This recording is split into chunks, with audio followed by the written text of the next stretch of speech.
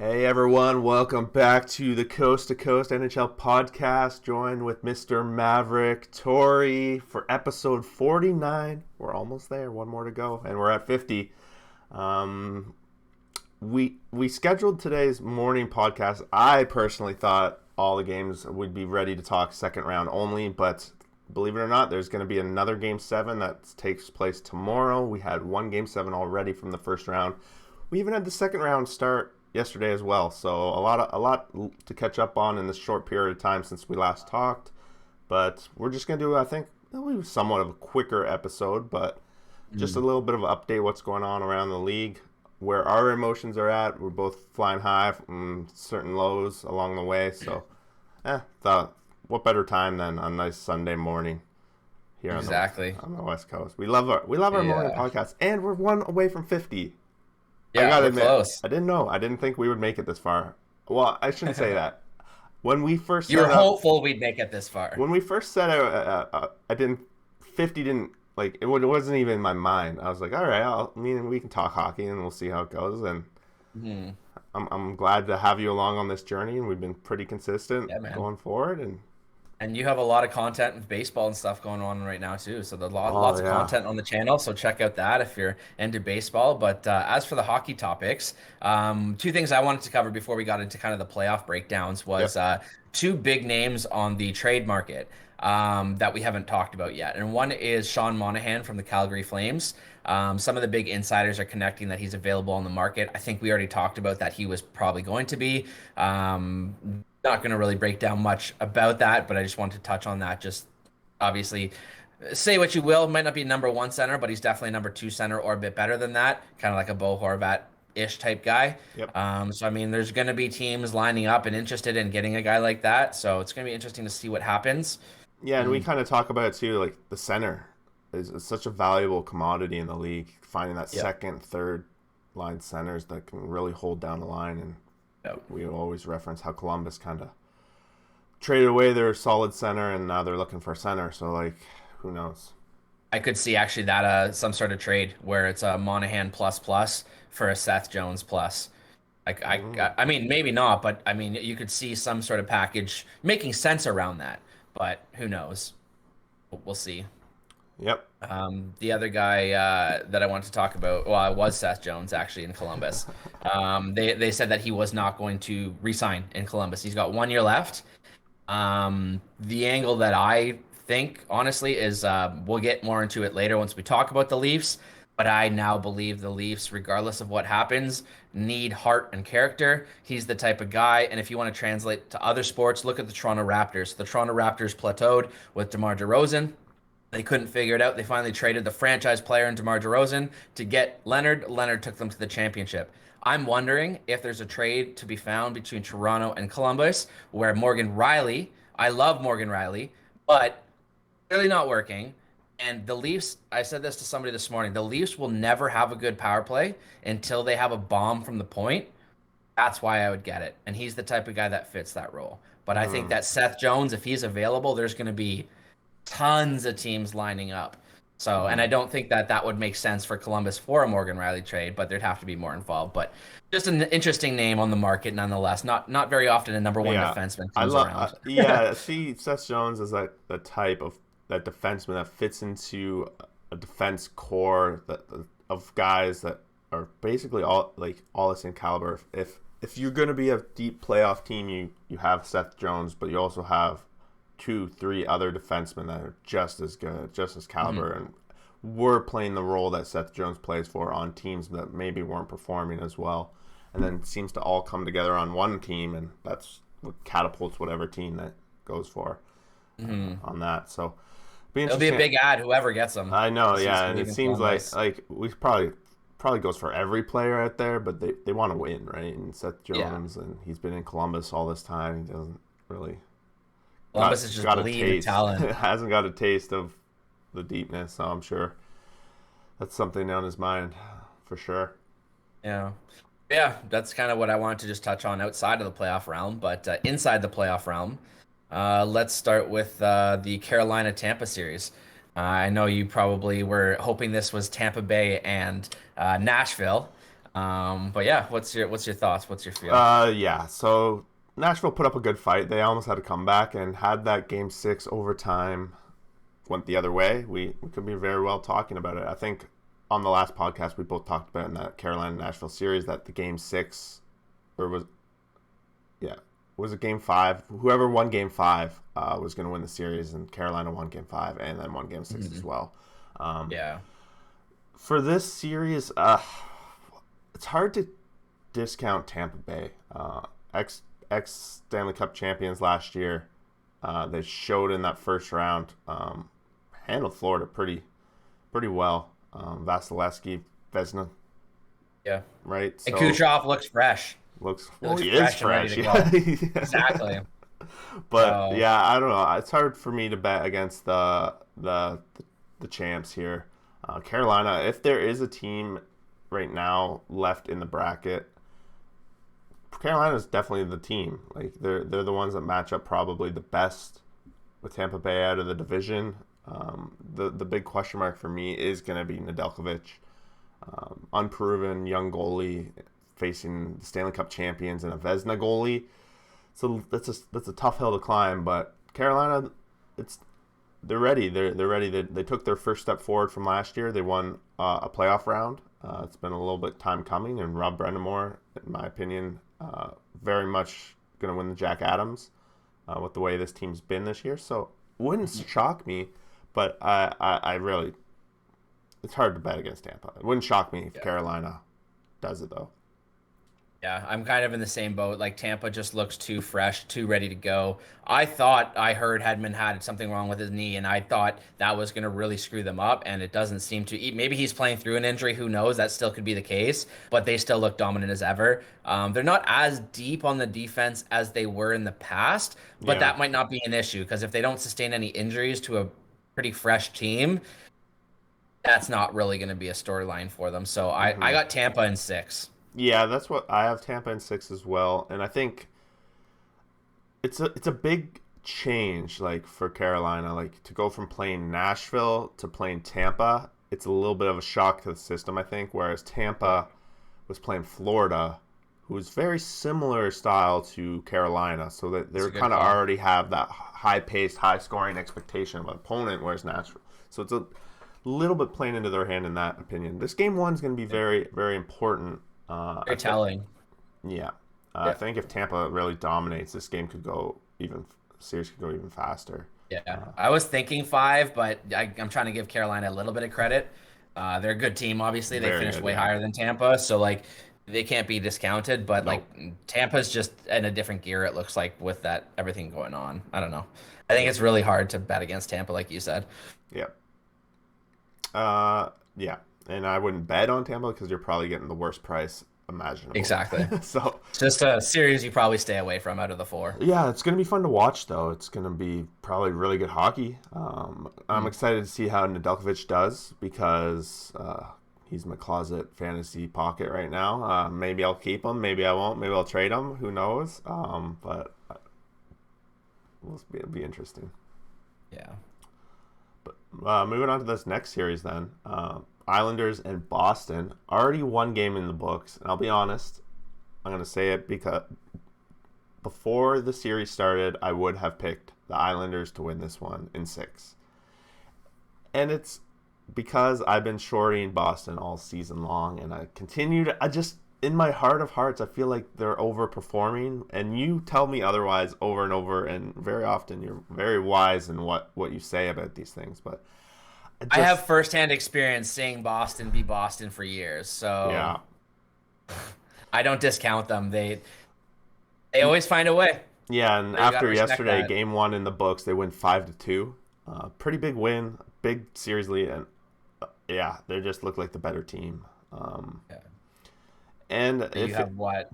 Are you changing your prediction Oh then, yeah, I or? already changed my prediction. I have Oh, Boston in okay. five now. That's what I have as well. Yeah. But I had Islanders in seven originally. So, but after watching yesterday, and it kind of goes back to that first series too. Rask, Rask to Sorokin comparison. It's kind of what it's kind of like the veteran goalies going up against these new up and comers. Like, can't just waltz in here. I don't. When was the last time we had a goalie really waltz in here and carry his team to the cup? I don't even know. Carey Price took the Habs way back. He took the job off whoever it was. I can't remember off the top of my head right now. Was it Hackett, Hiller or not Hackett. uh, Halak? No, was it Halak? It might have been Halak. Not Jeff Halak. Hackett, was it? No, that's way back. Yeah, no, Carey Price. Was it Theodore? No, I don't remember. But It whoever might it have was, been Theodore. I remember Yeah, when Carey he. Price came in as the backup, but then he took them, I think, 2 or 3 rounds. But it's not often. Yeah, exactly. So they have a lot of. It's pressure, like young got people with pressure. It's very interesting. But Rask's been there, done that. Veteran goalie. Boston all Veteran around team. this veteran team. Yeah, Islanders are kind of like their team is very good, depth, all that. But to me, a little bit feels a little Frankenstein-y. Like they've kind Yeah, of like sewn the team together along the way. yeah. They don't So have the punch. They don't have the scoring punch as a normal team would, but they're that team that doesn't give up goals. So like if you're not scoring and they slip a couple, they were talking about this the other day and against the last series against the Islanders, I think it was that the Island at one point, or sorry, against the Capitals at one point, Capitals had 22 of 25 shots on net, but there was 2 goals scored against. So basically, you had 3 shots against you, and it span you at 22, and you've given up 2 goals. you're talking about the So Penguins, like, like who the Islanders played? or sorry, yeah, my bad. Yeah, sorry, I mixed up series. Thank you. That's I all was right. yeah, Penguins. Yeah, yeah. So Penguins were all over them. They come down and they score. Penguins are all over them. They come down and they score. Penguins are all over them. They come down. They hit the post. Yeah, Like it's pretty funny though. Like you got to feel a little good. You've been calling Jari being the issue for the Penguins all season long, and he very much blew Game 6 or he's whatever gone. game he fed away. He's gone, gone. He might be. 100%. He's gone. Brian Burke, everyone's got to remember, Brian Burke is in Pittsburgh. Brian Burke watched that happen. He will not let that he knows the goalie can sink your team. He will not let that team come back out on the ice knowing that he could do that at any time. He is gone. I Hmm. That's probably one of the most confident trades I have this summer. He is gone. Guarantee you. I guarantee you he's gone. Wow, I like that confidence. Yeah. Okay, Yeah, he's gone. so Uh, yeah. Well, I got Boston in 5 as well. I think So if the Islanders had Anders Lee, I'd feel a little more like they're really missing him. yeah, And it's unfortunate because they yeah, have built a very good team. they have. But they kind of have the parts to go forward with it too. So we'll see. I've got zero sympathy for injuries anymore. Any teams that have injuries, it's just an excuse. I don't care It's anymore. part of the game, Injuries really. are it is, and like you will not hear me say poor me anymore about injuries. It's just part of the fucking game. Yep. Speaking of injuries, Max Pacioretty back in action for Game 7. Return. He had a monster game in that Game 7, Yeah, by the way. they were missing him. They were, and Yeah, yeah, that top line, Mark Stone, him, and Stevenson are just they're the gear. They're the engine of the Vegas team. It really yeah. gets everyone else going. And it makes all the other lines better because they draw so much attention. Power play's better, but this series might be the most excited I am for a Vegas series in a long time. These teams were within 1 goal of almost all season long in all their games. Forget what the season series ended at, but I know it was within 1 win. I don't remember who won, who lost. Doesn't And matter. the President's Trophy was only 1 point difference as well. Came down the last game of the season. Yep. So yeah, And this is another thing that I have no tolerance for anymore. Whoever loses this series and whoever wants to complain about, oh, we shouldn't have to face Colorado in the second round, don't care. It's the way the league works. Leafs have had to do it forever. It's the is way that everyone's got to do deal people with it. actually Who complain cares? about that? Oh Because yeah, like all the time. if you're going to be a champion, you can't lose. So it doesn't matter who you play. The argument is that if you were in the playoffs, the seeding should always be altered. And I agree. There's a reason you play the games and it's for seeding. So if you don't get a benefit for seeding, why care about the games as much? Start sitting some guys. Who cares if you're 4th or 6th seed? Sit your stars so they don't get hurt. And then the NHL will be like, oh well, you can't sit players. So what do you want? What is it Yeah. you want? Well, A yeah. or B? That makes Like, sense. And maybe they haven't really discussed whether they're going to change the playoff format next season. I'm pretty sure it's going to go back to the way it was, right, with the I think divisions. so. I don't Yeah, like that style, but that's for me another neither. podcast. But with this one, it's the West. It's the West final. It's the two teams we've all expected to be there. Vegas was very close to not making it, but they played a Mhm. good game seven, Yeah. even though it went back and forth a couple times. Who you got? I got 7 games. Oh, damn. I don't know who I got. Like I think that I'll mask this as a negative comment, but I think there's one bad thing about this series, and that is it's going to be so good, it's going to make the other series look bad. And on top of it, you're going to watch this series, and then the next round probably won't be as good hockey. So it will almost be a letdown where it's like, you almost had a bit of a climax before you have a Yeah. bit of a dull and then That go to the cup that final. that So, often happens though. I find that happens for me mhm. every year almost, with the conference finals being the better one than the Stanley Cup final itself. Yeah. Often. For me, I actually think this is going to go six. I think Vegas is going to win in six. And I Okay. think it's going to be, their goalies is going to be a big difference. Fleury is playing unreal. I know Mhm. Grubauer was very good in that first round, but like they played St. Louis. They've been sitting for a lot of games where Vegas has been playing some meaningful, Hard. intense Yeah. adrenaline games. I don't know how the stats work going in from a game seven to a game one. Like, do teams usually fall flat afterwards or not? I don't see it. Yeah. The one thing, if this was in Vegas, I would maybe assume them to smash game one. But lucky for Colorado, it's in Colorado. Mhm. This game one, so I do have Vegas in six. I just it's a little bit biased in there. I've been rooting Yeah. for this team, but I think it's gonna be good. It could go seven for sure. I find this round the hardest for me to watch, not to watch, but to be get into as much because the first round there's always games. There's like 5 games a night. So you're just flipping channels Yep. and oh, this game's not the greatest. I'm gonna go check this game, or it's intermission. I'm gonna go check that game, and you're surfing.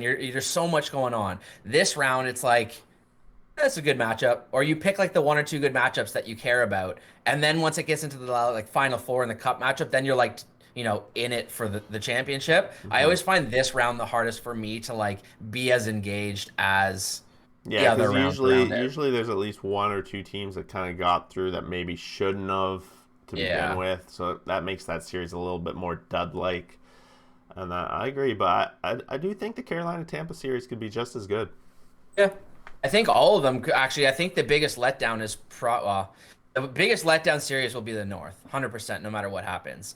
Then the next will be the Boston New York Islanders because I don't think it'll be a long series. I Hmm. think the other two series will be hockey to watch. And I think that it'll be, I don't know the schedule yet, but if those games are on the same night, you might find the viewership is really strong one night and then a little weaker the next night.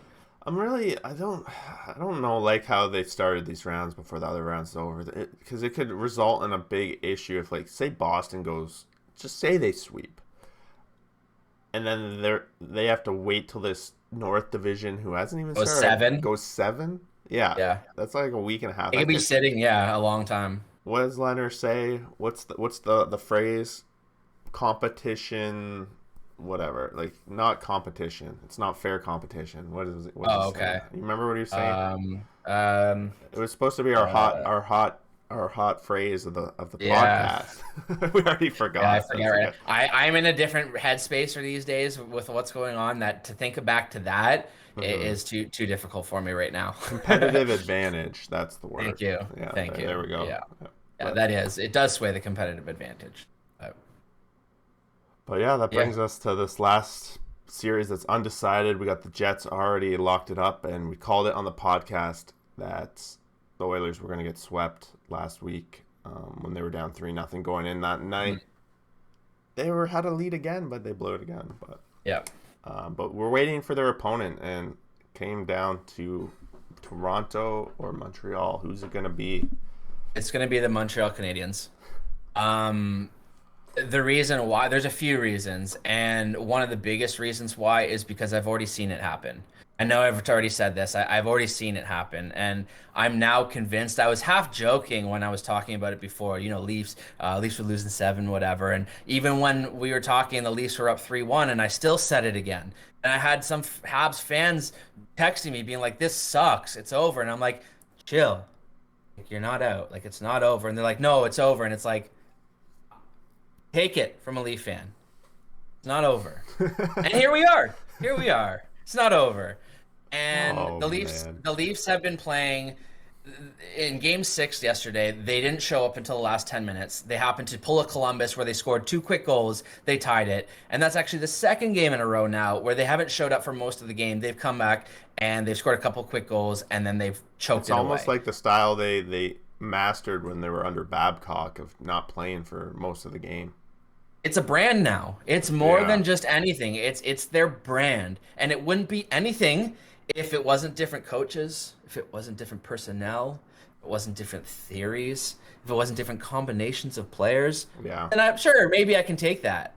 But like all these things, all these variables have changed. Everyone, everything has changed. Yet the results remain the same. Why? I'd love to know why. And you know what I'm super interested in now is we talked about it as well. I think it's Amazon is doing a special with the Leafs this year behind the scenes. Oh, yeah. Regardless of what happens, if they don't publish exactly how this room is so that the fans can see what the hell is going on, so that they can know why this is happening, I guarantee you Leaf fans will close the door and be done. So if the Leafs lose, is Dubas done? No. Okay. But that's the problem is what do you do? What do you do? That is. You can't do anything. And then that basically what that does is it puts that seed of doubt and failure in every fan's mind that this is another group that won't do it. So let's get to the next group. But you can't do that until the contracts run out. You can move players. You can't trade Marner. You're not trading Matthews. You can't trade Tavares. You're not trading like some of the other guys that are worth nothing anyways. Nylander's really your own trade chip, and he's the best player this series. So Yeah. what kind of message would that send if you trade your best player in the series? What message does that send? Not good. I do not envy their situation if they lose. There's no win here. There's I'm no on the path other to a side. win here. I have a little bit of faith that they'll pull it off. But I talked about this a little bit prior to the podcast to you, that if there's feels like two different senses from going into game 7. I had the Vegas perspective. Vegas went into this game 7. The fans were super confident. They had all the faith in the world. The team, you heard them talking. They're like, "Oh, this is what we play for. Like, we're excited. Like, they're super amped." And then I get this feeling. I don't know for sure. I get this feeling like the Leafs fans are unstable. They expect to lose. And I don't know if the Leafs locker room has the confidence that Vegas had going into this. Like, because the Leafs have been here before. Vegas has been in game 7s and win. The Leafs don't win these game 7s. At least not for past 5. So Whatever here it is. So you are the Montreal Canadiens. You're fairly reserved. You're level-headed. I'm the Toronto Maple Leafs. I'm an emotional guy. I get wound up. All these things, right? Yeah. So you and I just played game 6. And we just had all these emotions. I got wound up. You got wound up. We went to overtime. Like, there was fans, people cheering, all this crazy stuff. Tomorrow, how are you going to feel? The same as you always do, right? How am I going to feel? Tired and drained and emotional and hungover from the emotions. And, like, I'm going to feel that more. That's why the Leafs are going to lose game 7. You're going to come out with nothing. The Habs are just going to come business. It's been business since game 5. Their playoff lives have been at risk, and they've come to play to save it. And the Leafs have come to do whatever what they did. It's not hockey. They literally put the jersey on and showed up on the ice. They didn't do anything else. And most fans right now are just sick of it. They're sick of the same thing. They're sick of Mitch Marner coming out and saying, we weren't prepared. It's the second year in a row that you said in the media, we weren't prepared. Then what do you need to do to get prepared? You grew up a Leafs fan. You are a Toronto boy. You're playing for the Toronto Maple Leafs. You don't give a shit at all? And is there too much Fortnite going on or something? Just kidding. I was talking to my friend earlier, and I said I would literally give a limb If I was good enough and I was in the playoffs and I was like a player playing for the Leafs to get through against the Habs, I would literally give a limb for the win. I'm not even kidding. Like I would sacrifice a shot to the face to make sure we win. I'm not even kidding because that's how much I would care in the moment that it matters that much. That's true. To these guys, it doesn't matter.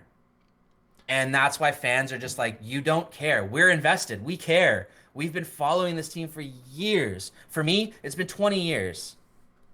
20 Longer. years I've been following this team. I mean 20 years where Yeah. I've given a shit and followed the depth and followed Yeah. the ebbs and flows of the league and actually understood like yeah, I love the Leafs, but they're like the 25th team in the league. So like they really don't have a chance. Oh, they made the playoffs, great, but they're the underdog, they'll probably lose in 5 or 6. Like you know that realistic understanding. Yeah. I've been understanding the league for 20 years. Yeah. They've got nothing. They don't give a fuck. You and I care more about shit than they do. Like it's so disgusting. And the people I'm talking to are basically like, we're in an abusive relationship. And what do you do when you're in an abusive relationship? You're You supposed either to leave, but most people just take it. you take it, or maybe Yeah. you feel you can't leave, and there's things that You like hear are some beyond that promises control. from them that like that things are going to be better, and then they never are. They never are, right? So if you're ever to rid yourself of that relationship, you need to separate yourself from it, right? So like that's where I'm at right now, where I'm just like, it's one thing in the past against the Washingtons and the Bostons to blow the leads. We were the underdogs. Like we Yeah. weren't supposed to win. Yeah, it sucks. Yes, it's bad memories. I can kind of joke about them. Whatever, shit happens, right? We weren't supposed to win. We gave it a better battle because they showed up and they gave a shit. They tried, Yep. right? This series, they got 3 wins, and they're like, oh, we'll win this. They just think they'll end up with the victory. They're not actually going out and playing. And it's like, as far as I'm concerned, lose. Don't care. Montreal has a better chance to go far right now than the Leafs do. They'll put up better hockey versus Winnipeg than the Leafs will. The Jets will sweep Toronto. At least Montreal can win a couple of games. You think so? Like at least, oh yeah, I want the better team through. Montreal is clearly the better team. It's a joke. You talk about all this skill. There's one team in history that has come back from 2-goal deficit in back-to-back games in the playoffs. Lost both. First team. They're the first. They're fine. First team. They're fine. They're the first team to ever get 3 over the glass penalty delay of games in one game ever in NHL history. They're finding historic ways to do stupid things and find ways to lose. There was a questionable goaltender interference call that, you know what? I didn't love it.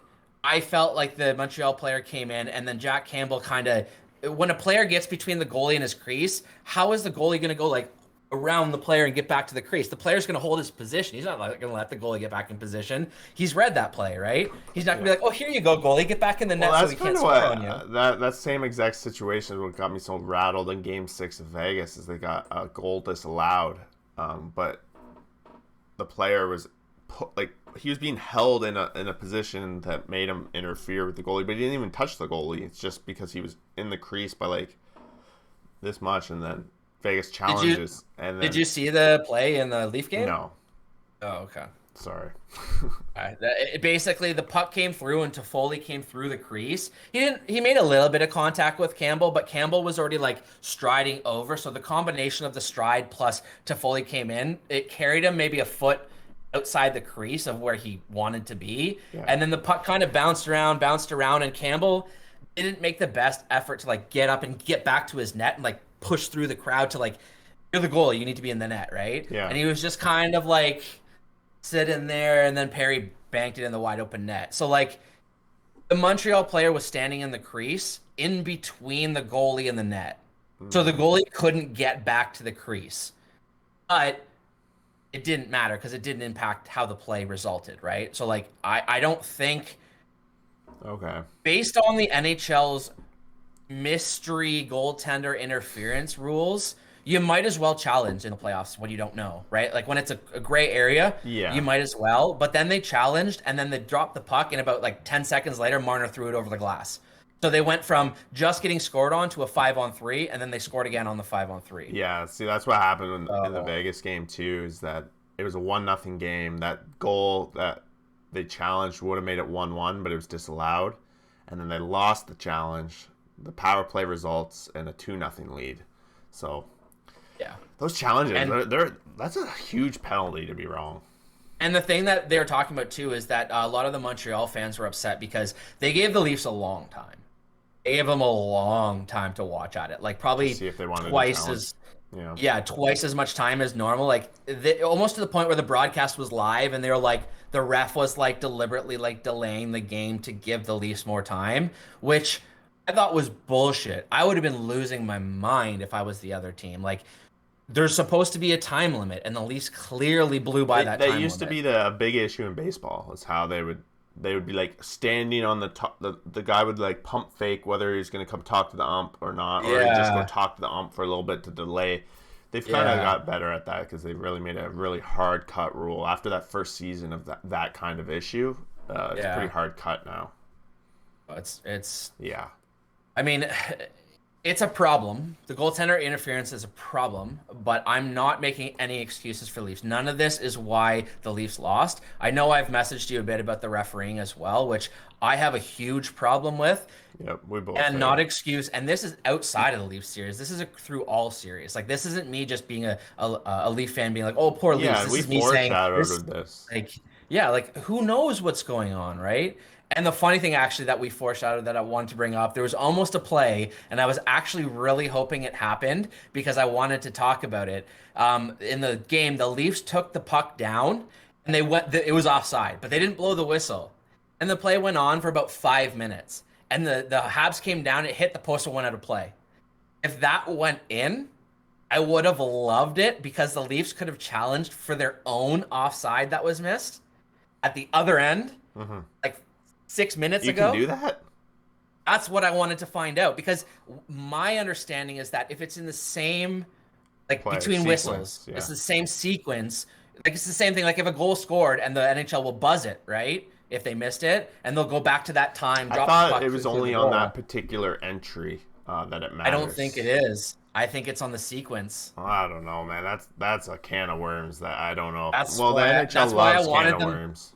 Exactly, and that's why that was one of the one times where I was like, when they were coming down, I was like, please score, because I wanted to know what the rule was and how they would determine it. Because imagine that it's like, no, actually, we were offside 4 minutes ago, and you missed that call, so I want you to take this goal away. No, because I'm pretty Like, sure, like, when I think there's an offside, like, say a team goes in they're offside, but then it gets out, and then that same team goes in on a entry that is right and it's okay, then I'm pretty sure that goal counts. I'm pretty sure I've seen that before, but I'm not really? pretty Be an sure. interesting asterisk upon asterisk sub rule, asterisk sub Subsection rule 6 7. under Yeah. V. When it's rainy out, you do this, but if it's sunny, you do that, and Yeah, like when you're playing at Lake Tahoe. Yeah, seriously. But yeah, genuinely, I 0%, like 0% of me believes the Leafs will win. I I have faith. I'm not saying I'm not gonna watch, but like I'm already tuned out. Like even if the Leafs go to next round, they lost Muzzin last night. Oh I don't no, know if you heard no, about I didn't that. know that. That's bad news. Yeah. So he was skating back to get like an icing play or whatever, and it was one of those plays where like the camera was zooming out while he was like skating in. So like as he was doing it, he was going and then he goes, oh, and you can like see in his face that he's just like, oh shit, something just happened. And then he skates back to the bench, and just before he goes off the ice and limps off, he goes, I'm done. The camera catches him going, saying, I'm done. So like he That's knew immediately halfway through the game something when was wrong. during a stride. So like that's a groin, that's a knee, probably not a knee, but that's a groin, a hip flexor, a something that you're striding, right? So like he's not in game 7 as far as I'm concerned, and if he is, he's playing at 50%, which is not a good thing. Nope. So you're missing him. Foligno's damaged goods. He's not looking good. He really looks slow and not good. No Tavares. Yikes. You're now going to tell And me you the have Leafs all are going to win? they have all these young Habs on the other side that are just trying to prove themselves welcome to the league and ready to fire. And that Eh, just shows it means more to these kids in their first year playing for a team they didn't grow up playing for than it does for players being paid to play for the team they grew up idolizing. Get out of here. hmm. Get out of here. It's interesting. It's an interesting dynamic. Like I can tell everyone's just like in years past, it's like, we're mad. Like, screw this shit, but we'll be here next year.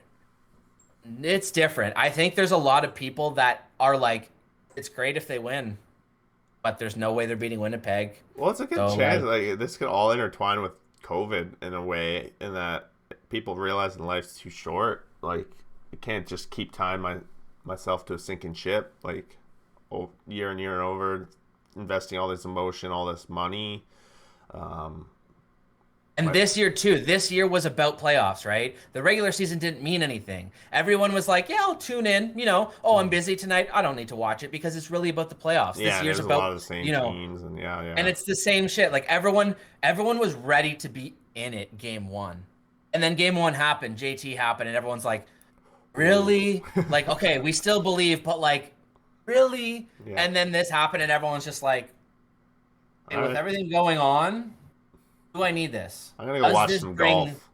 Yeah, like, does this bring value to me? Like, does this bring joy to me in the same way anymore? And right now, I have a hard time watching the games because I changed the channel and I watch these other series and I see the fans and I see, people hacking and whacking and carrying on and, finishing checks and giving a shit, blocking shots, all this other shit, not being taken down and looking at the ref and being like, oh, what the hell? Like, if they're doing it to you, do it back.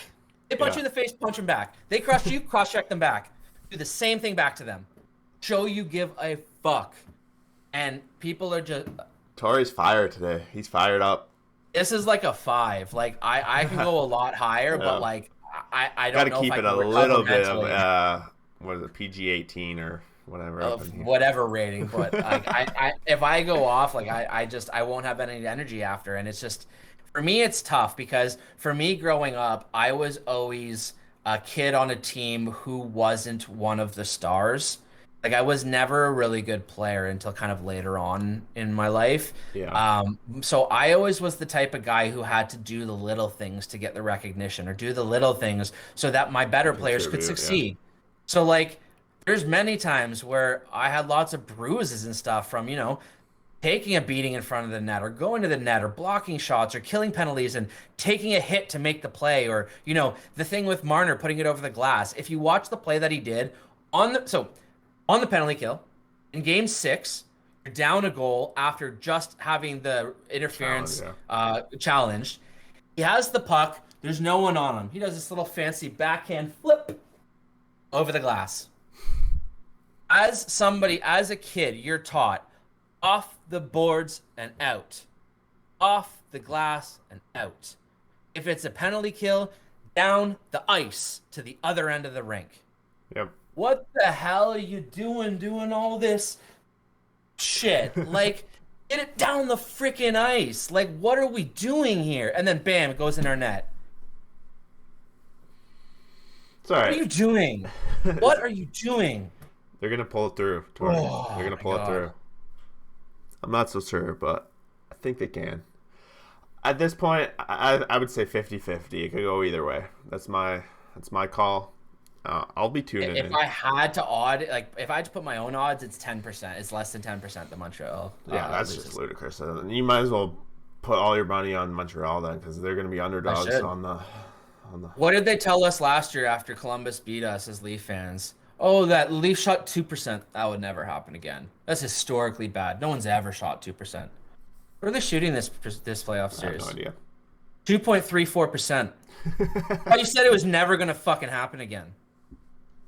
Tori's fired up.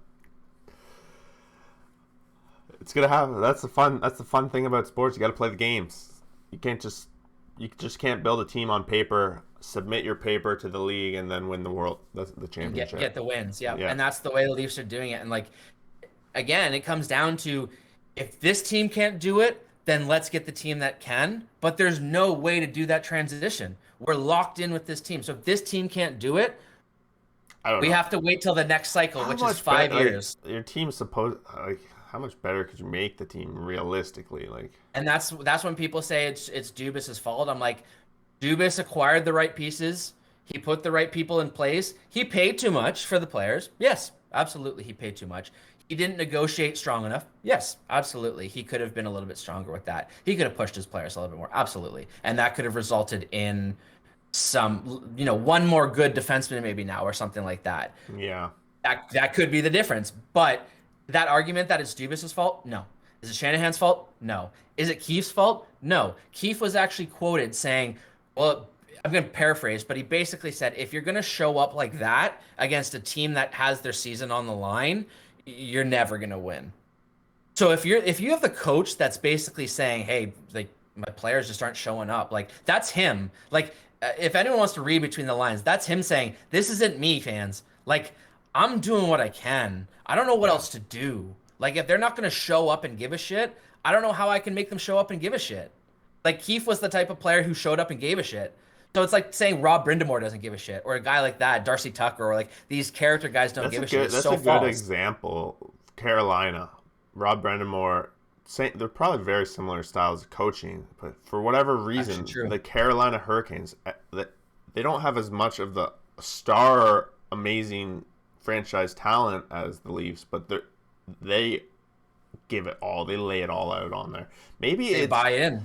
maybe it's just this is just a stretch, but maybe it's as much as their bigger players are from different countries. Like the Leafs are built off Canadians, Americans, millennials growing up. Maybe the culture really got to their work ethic, and that I don't like. Who knows? But like, And I think you're basically summarizing or trying to get at what I was trying to get out and just say that where people are at. And they're just like, with all these things in play, like exactly that. Like people are just like, yeah, if you can't bring it, get off my team. yeah, If you can't get off my team, you're not my team. And until you're off my team, I don't give a shit about you. And that's kind of where everyone's at. And if people turn on Marner and Matthews and these guys right now, you think anyone's going to come to Toronto? You think anyone wants to come to Toronto? All the work they've done over the last few years, on. And then what's the point? Because this right now is the apex of the Toronto Maple Leafs in my lifetime. yep. We talked about it for sure. This is like the best chance they've had to go super far and forever. So And by Muzzin, by JT, by any chance at success. we'll see. It's sports after all. Anything can happen. Anyone can win. Anything. We could see a 7-1 win. Who knows? I was gonna say, what's your take on the score for Game 7? I think one team is gonna blow out.